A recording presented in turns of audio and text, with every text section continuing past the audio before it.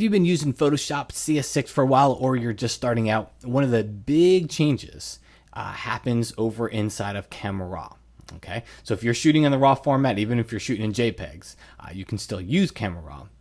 One of the big changes has happened here. If you go to this little camera icon, it's the camera calibration panel, you'll see under process, there's some different options over here. 2003, 2010, 2012. So there's a new process version. If you go to the old process version, and this would only happen if you were opening up an image edited in Camera Raw in an earlier version of Photoshop. You'd only see this in an earlier one where it used the 2010. But check out the basic panel. Exposure, recovery, fill light, blacks, brightness, contrast. What we're used to seeing. Well, any new images that you open up in Camera Raw are going to use the 2012 process version. And if you look through here, a whole different set of sliders, okay? And they're even different position. You'll notice everything is set to 0 now, where some of them used to be in the middle, some of them used to start at 0, some of them used to start at 5. It was a weird thing.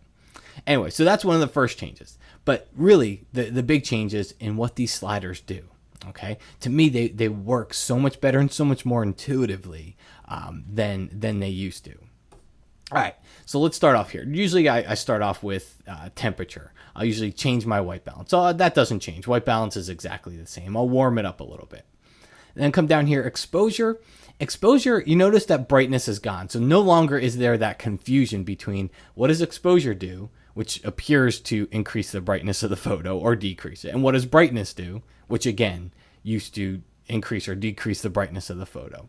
Exposure is now how you do that. All right. And it's your sledgehammer. If you want to go really bright, you want to go, I shouldn't say really bright. If you want to go brighter or go darker, this is what you'd use. I have a hard time picking one right now because I want the foreground brighter.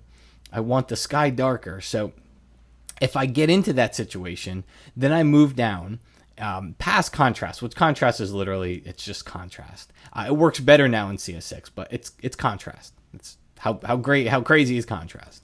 Highlights and shadows, those are the two big ones to me. So highlights, all this bright stuff up here, I can pull that back. See the difference? And I'm not pulling back anything else in the photo, just the highlights. Shadows, same thing, it's the opposite. So now I can kind of punch up my shadows here, bring up the shadows, all that detail that was up front. Once I do that, then I'll usually go and I'll do an overall exposure tweak. Like I want to go brighter, I want to go darker. I think I want to go a little bit darker. Once I see what these sliders can do, and that's really what it comes down to it. You know, once I get a feel for how far I can go with these sliders, I know better what I can do with, or what I want to do with my exposure. Bring up our shadows a little bit. Whites and blacks. This is kind of like levels in Photoshop. All right, sometimes you want a white point. Most of the time you want a black point.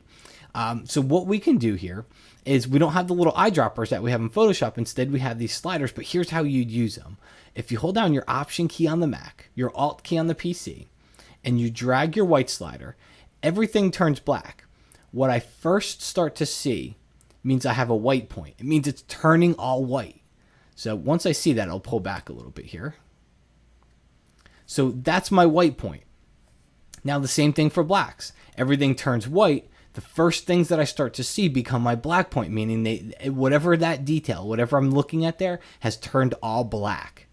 So that's good. We got a black point. And it's going to help you get contrast. It's going to give you a good overall contrast for your photos rather than having to crank up the contrast slider here. Okay. Then come down here to clarity. Clarity isn't a new slider, but it works better. I'm going to crank it way up and you'll see you don't get the halos around everything.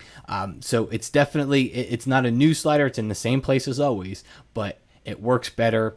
It's not quite as damaging to your photo as it used to be. Now, I only do that when I want to get a really gritty, dramatic effect. I just want to add a little bit of clarity just to this image here. Vibrance works exactly the same. Saturation works exactly the same, just as bad as it always had. You can see the horrible sun that we have over here from it.